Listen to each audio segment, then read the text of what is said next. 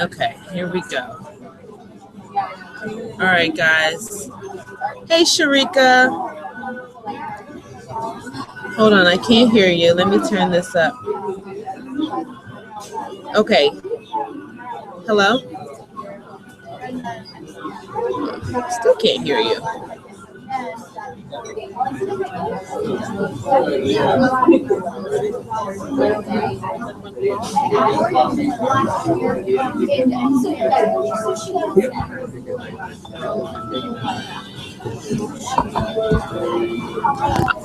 Oh. Hello? Let me turn this down. That's weird. I can't hear you. I don't know if it's me or if it's you. Can you hear me? Yes? Okay. Okay. Then I hope somebody else gets on soon so that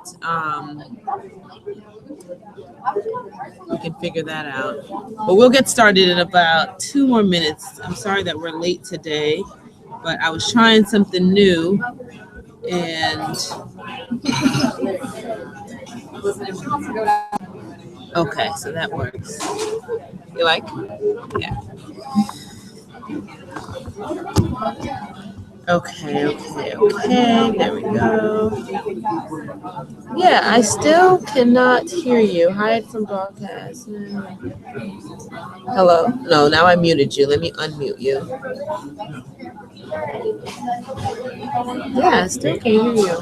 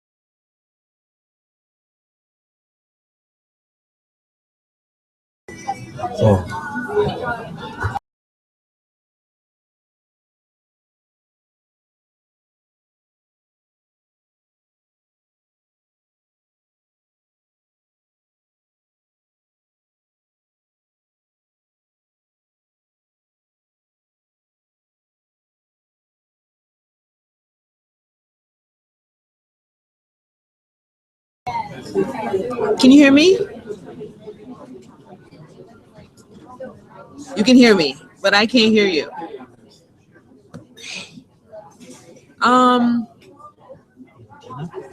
Huh? I did. Thank you. Okay, I'm gonna stop the broadcast, then I'm gonna come back in, and maybe that will help. Okay?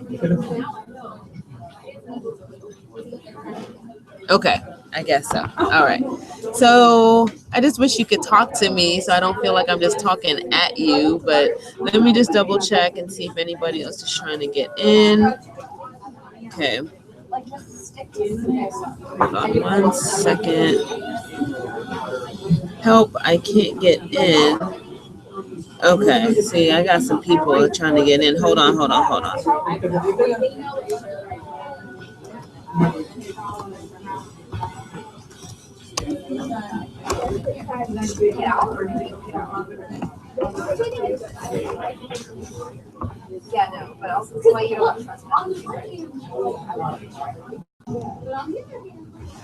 Okay.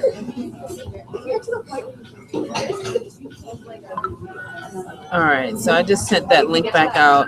I'm gonna wait for like 2 minutes to see if they want to join in and if they can get in.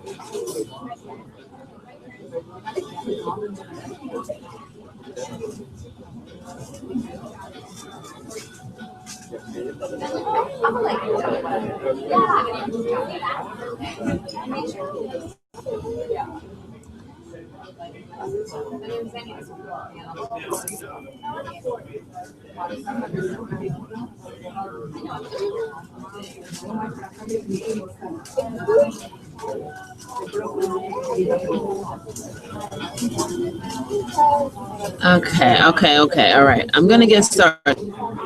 All right. So, have you caught up to chapters? Let's see. Oh, got someone I think that just joined in or something. Hold on. Hold on. Oh, sorry, that's my Facebook.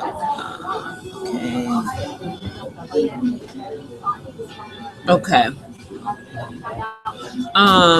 Yes. So we are. Okay. All right. So that's fine. Chapter 4. So we're starting at chapter 4 tonight. Um, okay. Here we go. So chapter 4 was lengthy. Oh my gosh, that was like information overload, but really good information. So let's see here. I highlighted some stuff in this chapter. Okay, so what was really interesting was when he talked about the diseases of the affluent and the diseases of those in poverty, and I thought it was I never even thought about diseases like that, but let's see. Oh, hey,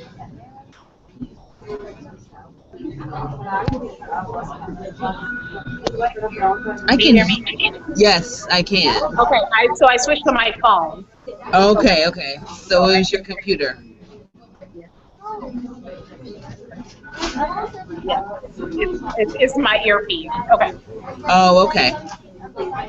Okay, cool. Yay, so this is better. How are you? I'm good. How are you? I'm good, darling. Your hair looks fabulous. Thank you. Yeah, so glad you've joined us tonight. So like I was saying, in chapter 4, I'm on page 76. I just thought it was interesting when he talked about the diseases of the affluent and those of in poverty and how they don't overlap. It's like one or the other. You either get affected by the affluent diseases or the poverty diseases. And unfortunately, when he talks about how everybody in the United States is going to die of a disease of affluence, I was like, wow, you really have to think about why. And then he explained why. And I like how he's just explaining. He's like giving you the story, of what it means. Yeah, definitely. And it's in like layman's terms. It's actually like you said, it's a story. It's not like all this. Like when I first, when I initially got this book, I thought it was going to be like, shit I can understand or whatever. But like the fact that he's giving you the story and he's backing it up with all these references, it's just kind of like, okay, well, this is what it is. Like seriously. Right, I agree. when I was reading this part where it says low blood cholesterol levels are linked to the rates of heart disease, cancer, and other Western diseases, even at levels far below those that are considered safe in the West. I just figured, like, that's crazy because, like, we have our lows that we're like, okay, yeah, you got to stay below this, but it's really still not even low enough. It's not low enough. Exactly. It's not low enough Yep. compared to their low and their rate where they hit, the cancer and the liver disease and stuff. It's just Yep. like, okay, so what are we telling people then? Like, what kind of standard are we putting on like the American society if it's not even enough? Exactly. Exactly. So that is that's sad. It's just sad overall. I don't even know. I don't even have words for that.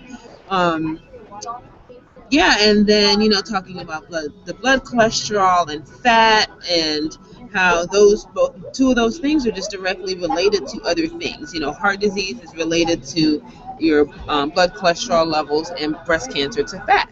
And Mhm. like we know in America, we experience a lot of um, cancers, Right, and then at the same time, a lot of us are obese or overweight at least. So that is we just know that to be true here in the United States, and it just really makes you want to change what you're eating and stay focused right. on a plant-based diet. And then these charts here, these charts, I was like, wow. Like you see the direct correlation. It's pretty linear, like the effects of how all of these things affect us and eventually will kill us. Right. And it's so crazy how every like chart and everything it's like 0, none, or 100%. It's not even like, oh no, it's 70%, 75%. Mhm. It's just like it's this portion. If you go over this percentage, that's like there was no like in between. Yes, it's either one way or the other. Yep, yep. Yeah, so that was really alarming, and then the part about like going into the antioxidants, I loved reading about that because you know that like when you look at the plates of, well, at least the way I used to eat, I would eat a lot of starchy foods like macaroni and cheese and potatoes and rice with meat on the side and corn maybe, and there's no color there. Everything is just brown, There's no and color. no color. And now my meals are like so colorful. It's like the rainbow, and it's from the antioxidants. And I eat what they call a rainbow diet. There's an actual book called the Rainbow Diet, but it's just eating all of the colors because you're going to get all your nutrients that way. So yeah, I really enjoyed reading that because I didn't know that the antioxidants is what is creating the color Right. basically in the foods. Hmm.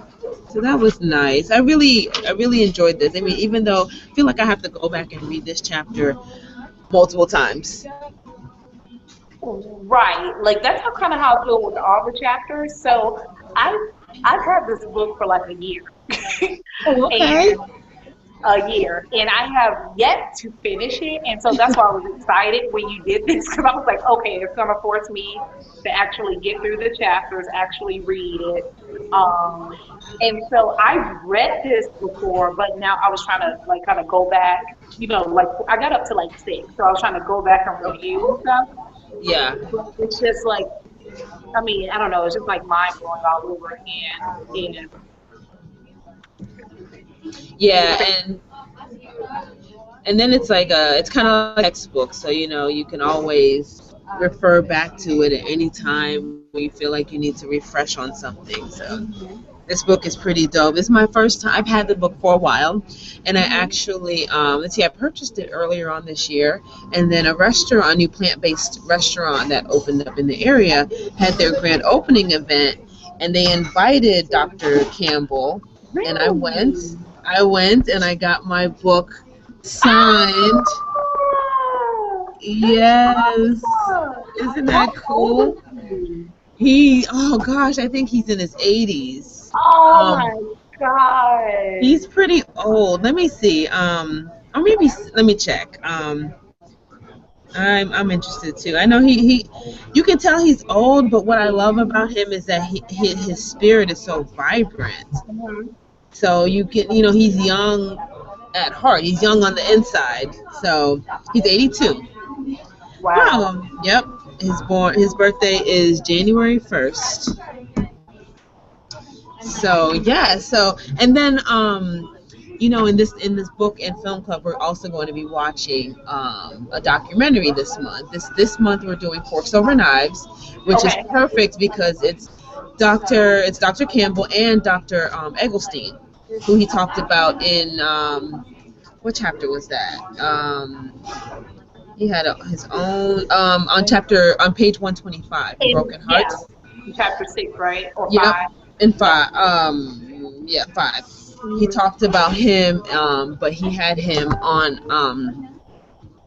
He had both of them, I think, actually directed and produced that documentary. But they were both talking about their experiences and how they basically grew up as they did the same thing. Like they both grew up on a farm, on a dairy farm, and consumed meat and dairy their whole life. They both went to prestigious colleges, started Mhm. doing research, and then their research at first was not about plant-based diets. It was about something else, which Right. then led them to looking into plant-based diets and how that could affect what they were researching. Mhm. So, and then it led them together, and they end up teaming up, and they work together. I didn't even realize that. I'm pretty sure I've watched Fork and Knives. You watch all of them and they kind of blend together. So Yes. I would need it as a reminder, watch it as a reminder. But I didn't even realize that. That's awesome. So now I'm going to look at Fork and Knives with that, knowing Yes. that information. Knowing that exactly. Mhm. So on the let's see, the fourth Tuesday after we discuss the end of the book, then we'll talk about the documentary. Okay. Okay, Yep. cool.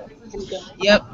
Okay. So yes, and okay, so then on page 106, what really wrapped it up for me was when he says, it's in italics, he says everything in food works together to create health or disease. And that's really the bottom line. I think it's the bottom line with um, not just in this book, but really when it comes to eating this type of diet. It's really about whatever you eat is either doing you good or it's doing you harm. It's not anywhere in the middle, Right. because he mentioned somewhere else in the book, or a couple times throughout the book, that a lot of times when people are looking at the effects of something on the body, they isolate it and say, how does saturated fat affect the body, how do Right. carbs affect the body, and not look at it like a whole package. How does everything together, working together, affect the body? And Right. that's the missing piece. And then so yeah, so we definitely have to look at it like an overall lifestyle change. I have an aunt who is, I don't know how many pills she takes a day, maybe up to 20 a day at this point. Plus, she has the sleep apnea machine that she has to sleep with at night. Then she has a breathing machine that gives her breathing treatments throughout the day. And, she eats horribly. And she probably needs to lose about 120 pounds, but because she's on, like, she wants to go on a liquid diet, but because she's on blood thinners, she can't eat leafy green vegetables, and she's also diabetic. So yeah, because the medicine, Coumadin, you can't have green leafy vegetables with that. It'll react to it. Then and she's also diabetic, so if she wanted to do like a juice fast, she wouldn't even be able to do it, because everything that she would consume on a juice fast she can't eat because of her conditions, but those are the things that she needs in her body to keep her healthy. Right. Because all those problems, they're creating each other. Right. Like, Exactly. but so And you probably don't know this. I'm just so curious as to how that medicine affects, how does it react to the green leafy diet, like the green. Uh, oh, it's the level of iron. Okay, so because it's a blood thinner, I'm not sure the exact details, but I know it's related to the iron that's in the green leafy vegetables and a high concentration of it. And so because it's thinning your blood, I don't know if maybe the iron does the exact opposite of thinning, Gotcha. because we take iron for our Right. blood, Right. so I'm sure it has something to do with that. But yeah, I just couldn't believe I sat with her the other day because she reached out to me and wanted to get some help. And I'm just like, I don't even know how to help you. I mean, but what I'm going to do is we're going to start off with eating what she can't eat, because there are some things she can't eat. She can have other vegetables other than green leafy lettuce, and I think broccoli's on the list, and certain things are on the list. But she can have so many other things. So Okay. Okay. we're gonna start there, and then once she kind of starts to lose some weight, and then get off the diabetes, we can add more. Just slowly add things in as she gets off of more. But Yeah. she's headed down the wrong path, so it's sad. But hopefully, I will be able to help her. That'll be So awesome. yeah. So, all right, moving on. Let's move on to to part two, chapter five. So, Okay. diseases of affluence, and chapter five, broken hearts. Um, yeah. So, in the part where before we even start chapter five, he had said the evidence now amassed from researchers around the world shows that the same diet that is good for the prevention of cancer is also good for the prevention of heart disease, as well as obesity, diabetes, cataracts, all of that. Okay, Mhm. so that right there is like should be confirmation for everybody that no matter what it is that you have, whatever's going on, if you just go back to what is natural, go back to what comes from the earth, it will correct the wrongs in your body. We are natural beings, and so natural things are what we need in our body to feel good, to regenerate ourselves. Our body every 7 years it regenerates itself, and it regenerates itself based off of what we put in our body. And if we put junk in our body, then it's going to regenerate junk cells. It's going to regenerate bad cells, which then lead to cancer by the time we're in our 40s and 50s and 60s, or even earlier these days. Right. So that's why it's important every day when you choose to eat something, it should be mainly raw, but plant-based foods. Definitely. Right. Yeah, because a lot of times we think we're eating healthy foods like collard greens. You put some greens on your plate. They're always like, eat your greens, right? But by the time you eat collard greens, all of the nutrients have been boiled out. Plus, they've added in meat and fat. So now it's really not something healthy. Right. Yeah. Right. So chapter five, yeah, again another shocker for me. Hadn't read this yet, but I was really shocked when I read about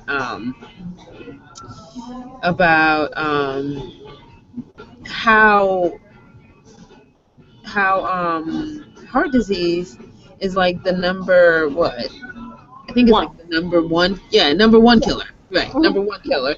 But then I guess in another chapter it said it was like I don't remember what I had read, but anyways, yeah. So it was number one killer, and even with all the information that we have out right now, we still do not we don't do what's necessary to heal our bodies, but we will sit there and choose to do a triple double bypass surgery, and it's really not fixing the problem because you go back home and you eat the same diet and you clog up the Yeah. same veins that you just got took out of your leg and put into your chest. Exactly. And that's what he goes into a great deal, like the comparisons that he does with like people, and that's where he said Dr. Campbell and Estestine is it comes Uh-huh. in, and the comparisons they do with people, like people who just follow the diet with this being a, what was it, like a low dairy. I think the only dairy they were allowed was skim milk and Hmm. skim milk and yogurt. But other than that, it was very plant-based. And those people lived significantly longer and didn't have any signs of, you know, aching hearts or, heart pain. And the people, of course, who just went back to their diet within a year, they had heart pain again. And this is after all the surgeries. This is after what, like, well, I think you said mentions transplant and some other, like opening of the heart, like opening Yes. of the chest surgery. Yes. And these people still had pains. Agena, I think it's called, Oh, um, angina. angina. Hmm. Still, people had, angina within a year, or 3 years, I think, of Yeah. having these major $46,000 surgery. Operation. Yep. And they said by Yeah, year 10, after that, you're more than likely you're dead. you're they're within 10 years, 8 years Yeah. of. And it was like, wow, just spent all that money for another 10 years. Like, that's it. And it's just mind blowing. And I kind of wish they would say, 18 out of the 20 live longer, but like the random two, like I think they said one person went back to the diet, but that one, he never kind of said what happened to them. But I'm Yeah. guessing they just died for another, I say random reason. But Maybe. I was kind of curious as to what happened to that one. Hmm. But it is it is mind blowing, and it's more mind blowing that, like, I get doctors. It's like they're looking for a cure. Like, I get it. I understand that that's what they're taught. That's what they think they need to learn. That's what they think they need to know. But it's just like these studies that's been going on since 59 and 1937, and like this has been out there, and the fact that it's like side by side, this, it's diet and like time and time again, and only a few people, thank God, have paid attention to it. But it's just mind blowing. It's very mind blowing. And, when I was reading this, I thought about Bill Clinton because, he had heart surgery. And since then, he's become vegan or vegetarian. He's definitely stopped eating meat, and I'm pretty sure that is what has saved his life. Because at one point he was looking really, really bad, and just withdrawn. And but now he's looks like he has some life in him. So I'm excited to like see that he's still holding on even after that. And reading this, I'm like, that's what it is. I never put the two and two together, but he always mentioned like, okay, now he's vegan. I don't know if he's plant based, but I do know that he eats a vegan diet, and so I'm sure all of that has helped improve his health 100%. It's all Yeah. it's very informative, definitely. Yes, indeed. So, um, and then moving on to chapter six. Chapter six was kind of like, we already know this. Like, when I looked at my BMI, so I checked my BMI, my current BMI, and I was really happy to see that I am now down to normal, but I'm still kind of borderline. I'm in that like number 24. Well, let's see. Because I'm 66 inches and 145 pounds. So I'm kind of in between 23 and 24. Um, I mean, yeah, I'm between 23 and 24 as far as BMI. But when I look at how I was before, my heaviest has been 185. So 185 puts me at obese. I would have never thought I would call myself obese even at that stage. But according to this chart, it's like, wow, I guess I was because I felt obese. I didn't necessarily look it, but I know I felt it. So, so this is something to strive for. I'm definitely trying to get down in a healthier, more normal range. So, hopefully with eating, hopefully with eating more, I just started my raw challenge, so I'm trying to, now that it's getting warmer outside, I'm able to eat more raw foods, and so over the summer, just hoping to shed an extra like 10 pounds or so. Because I see where I need to lose, even though I've lost some weight, I could lose a little bit more. So yes, that's but obesity, it's horrible how now, you know, 1 out of 3 One Americans, out of yeah, are obese. 2 out of 3 are overweight. A rising number of children are obese and overweight, and it's directly correlated with the amount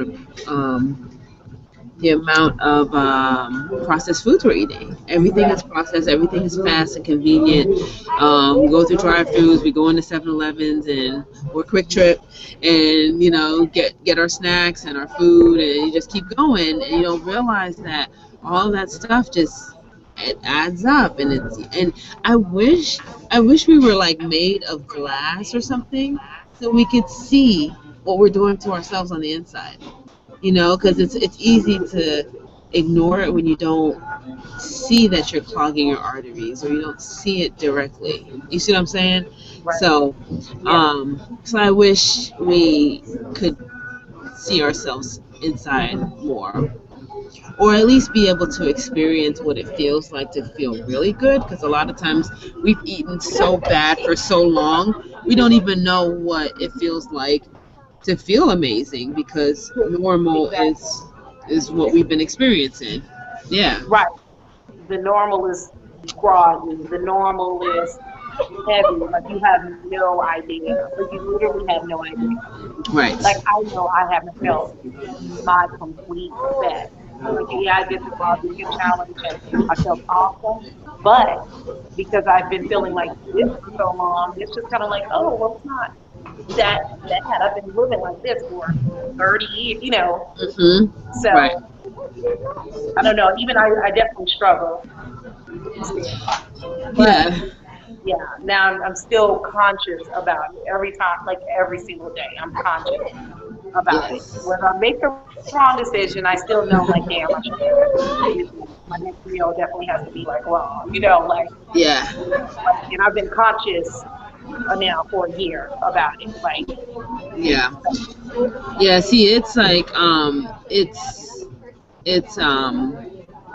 it's a struggle for me too in many ways. Sugar is the hard thing for me to really stop consuming, and because it's technically vegan, it's easy to still consume things. There's junk food for there's a vegan version of junk food yes, in every category. So that's my struggle, and I know that it's because of the parasites, and I need to do a parasite cleanse, and just completely clear some things out, because those are the things that control your mood. It controls your appetite and what you crave, and your energy levels. So yeah, if you struggle with anything like that, you should look into parasite or candida cleanses. And there's a lot of different ways to take them. There's natural ways, there's pills. I'm not really into the pill form of cleansing, but um, I like to do juice cleanses where it's mainly vegetables. So you're literally starving the parasites. They have nothing to live off of. There's no fat, there's no sugar, there's no oil, there's nothing. And then they eventually will die off. There's things like diatomaceous earth. There's a lot of different herbs, and herbs that you can also add into your water that will help to kill parasites, just starve them out. The diatomaceous earth is pretty cool because it literally, because of how it's shaped, when it goes through your body, it starts slicing the parasites. Like it will chop them in half, and you might see them come out in your stool, or uh-huh, sometimes it pushes out through your skin depending upon how regular you are. Like if you're constipated, you're not moving things along, then the parasites will come out through your skin. But if you're having regular bowel movements throughout the day, then it'll just come out that way, and you might see them. So It's a little gross, but it's better out than in, of course. And So what is that called again? Diet Tenacious? yes, I'm gonna type it in this text box so you Okay. can see the exact.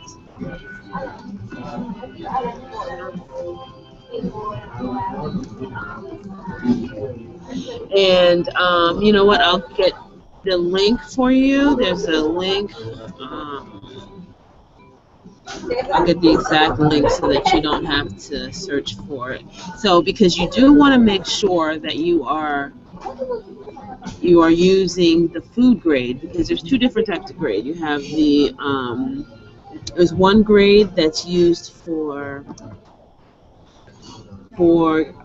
killing pesticides, killing pesticides, pests in your garden, or if you were farming, that would be a natural pest control. Hmm. But so you don't want to get that one. You want to get the food grade, and the food grade you're able to ingest that. Okay. Yeah, here it is, right here. I'm gonna send the one that I got exactly. There's a couple different options. This one was the best value, but you can definitely look on Amazon and get the one that you would prefer. And they do sell this particular. They do sell it in the vitamin Oh, shop. the vitamin shop. No, yeah, not at Whole Foods. I haven't seen it there, but at the. Okay, here we go. Hopefully you can click on that. Yep. Okay, cool. Yeah, so that's really good. You can do that. I think, yeah, once a day in the morning on an empty stomach. First thing, you're just going to take start off with a teaspoon and work your way up to a tablespoon daily, and you add it in with a little bit of water, shake it up, and then you drink it. Then you want to follow that up with more water, and you want to make sure that water is lukewarm, not cold. Okay. Yeah. So is it almost like the psyllium husk thing? Like not Similar, but no. So both are cleansing, but the diatomaceous earth is going to more so attack the parasites that are in there. The psyllium husk and the bentonite clay kind of still does attack the parasites, but because of the increased amount of fiber, it's literally like cleaning the walls of your intestines. The diatomaceous earth doesn't have that fiber to do that. gotcha. Yep. Okay. So you can actually do both at the same time. Okay. Cool. Yep. I do that too. I'll start off with the diatomaceous earth first thing in the morning. Do it every day for about 14 days, and that's when you'll start to see some changes. You'll notice that your cravings are different. You'll notice this a lot is different. Your mood might be different, improved. And then that's just once a day in the morning, and then an hour later I'll do the bentonite clay with the psyllium husk, and then that I do twice a day, morning Okay. and night. Yep. Cool. And then I just do that for a short period of time too. Okay. Like 3 to 5 days, 3 to 7 days, just depends on if I feel like, ugh, I need to, you know, get more out, then I'll keep going. But it's typically just 3 to 5 days. Okay. Yeah, once a month. I try to do that once a month. Once a month. Oh, okay, nice. Yeah. So, okay, cool, cool, cool. And then our last chapter Which is, I didn't get to yet. Chapter 7. okay. So, well, just briefly, I guess to give you a synopsis of it, type 2 diabetes is, like it says, the first statement is the most common form of diabetes. And basically, what has been happening is just like we've seen in the other chapters, with a plant-based diet, they're able to reverse diabetes 100%. And then also the charts just show like yeah, so like 7.1 again, it just shows how the United States, how much we are consuming in fat and carbs compared to like Japan. You see a difference there Well, between the two, yeah, So, so yeah, I mean, diabetes, it affects all of us. Oh, I shouldn't say it affects all of us. It does affect all of us in a certain way because we all know someone that has diabetes, yeah, and or we suffer from it ourselves, or borderline, or whatever the case is. And it's just proven that eating a diet that is clear of meat, dairy, and other processed foods will literally change your condition. It'll improve your condition. And what was interesting was at the end of the chapter, there was a doctor, um, Dr. James Anderson. He says that even though eating a plant based diet can help you, it's not practical.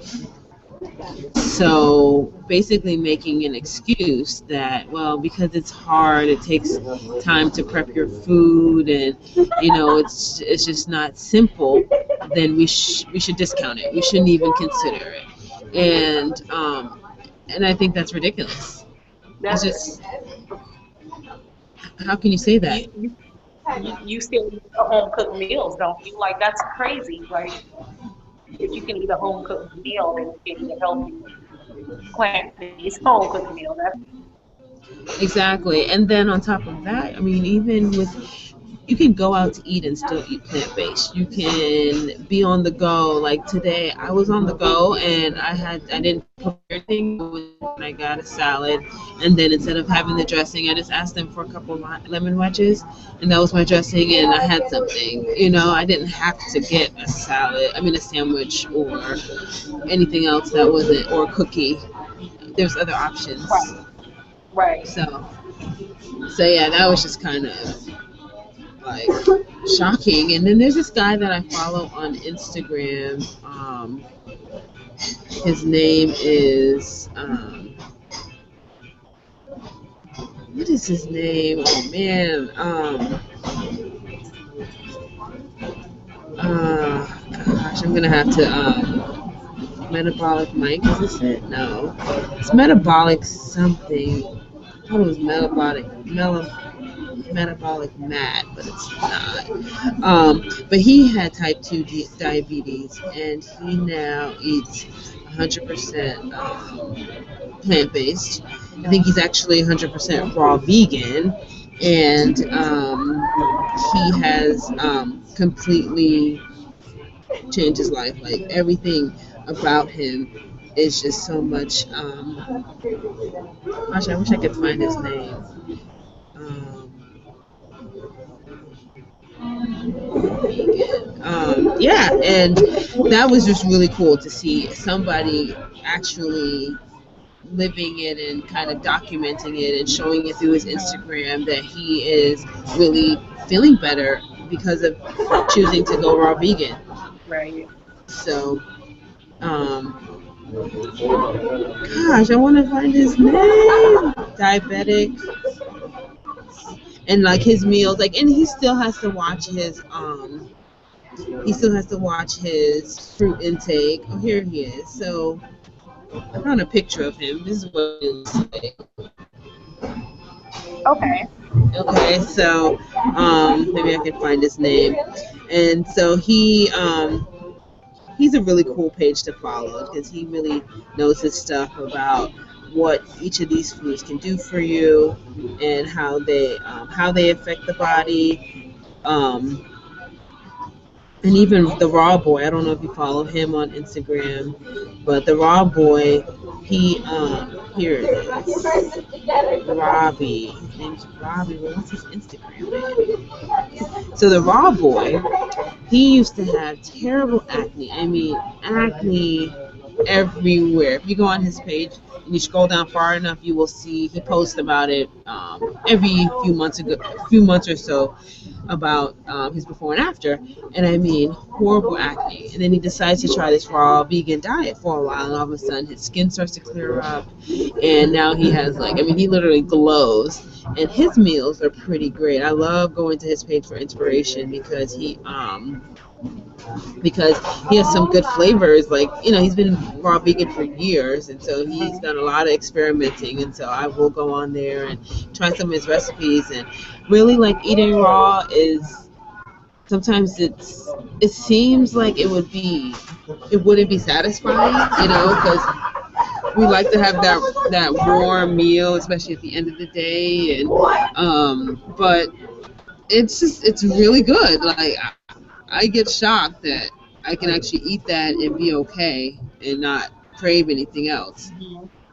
So yes. Okay, here it is.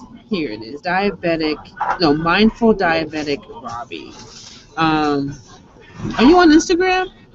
Yeah, Yeah, you're on Instagram. Okay, what's your name? Rika promises. Okay, yes. Duh. All right. I just tagged you on his page, Okay, and perfect. then I'll tag you on the Raw Boy, and he's funny too. So, uh, Sharika. Okay, there we go. All right. So, yes. And then the last statement of this chapter was radically changing our diets may be impractical, but it might also be worth it. And that's what we have to keep in mind, no matter how hard it might be at first. But one, it also gets easier because I struggled at first when I first started my journey. I didn't know what I was doing. I wasn't in a groove. I was so confused. Like, what do I order if I'm out? How do I still be social and, have friends and enjoy their company, but still be able to eat what I want to eat? And over the last, I've been vegan for almost 2 years, did the raw vegan thing last year officially, and I'm like high raw now. I'm not 100% raw, and I'll probably never go 100%. I don't know, but I know whenever I want something warm, I want to have warm food. And I might just be mindful on how I cook it, so I'm not cooking it all the way out, like no nutrients. But I don't necessarily think that eating cooked food is horrible. I just think it depends on how it's prepared. But I love how I feel when I eat raw. And at first, it was like I don't even know how to do this, and now simple. You know, I can just Right. stop at the grocery store on my way to work, and I pick up lunch, and I just shop in the produce section, and I can throw something together at work and have a really cool meal. Nature's fast food. So yes, so good. I'm glad that we talked about that, and I was looking over what would be next. So we are going to read up to the end of chapter 13, so page Okay. 268. So Okay. so it's a lot for the next week, but we gotta go aggressively because then the last section, I didn't want us to leave out the appendix.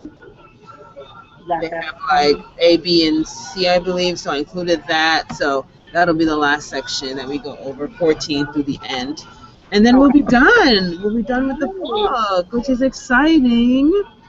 So next week I will have it together as far as this Google Hangout. I was trying something new, and I think I figured out what I did wrong. So next time, hopefully we'll be able to get in, and I will be on time, and we won't have any more problems. So thank you for being patient and bearing with me through that. You're so welcome. Yeah, that link worked right up for me. So, Okay, good. yeah.